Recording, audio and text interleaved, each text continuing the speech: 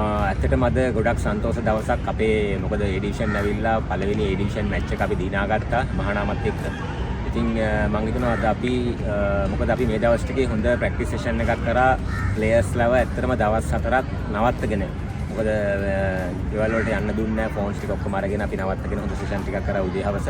ඒ වගේම හොඳ නවාතැන් පාස්කම් දීලා කෑම බීම දීලා ඒගොල්ලන්ගේ අඩුපාඩු දීලා බලලා ඒගොල්ලන්ට විනෝද වෙලා කාලය ගත කරන්න දීම තුලින් අපි ප්‍රැක්ටිස් සෙෂන් එකක් කරලා තමයි අද මෙතනට ආවේ. ඉතින් මෙතනට එන්න අපගේ ආදි ශිෂ්‍යයෝ ඒ වගේම ක්‍රීඩකයන්ගේ දෙමව්පියෝ සෑහෙන කැපවීමක් කරා.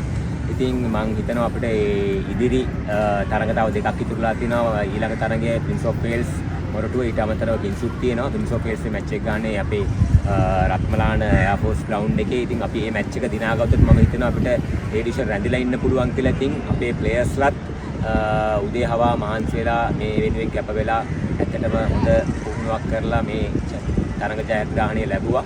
ඉතින් මම කෝච් කෙනෙක් විදියට ඇත්තටම අද ගොඩක් සන්තෝෂ වෙනවා මේ පළමු තරඟය ජයග්‍රහණය කරන්න ලැබුණ එක ගැන. ඇත්තටම අපි ගොඩක් මෙන්ටලි වැටලා හිටියේ. අපි එක දිගට මැච් 6ක් පරාද වුණා.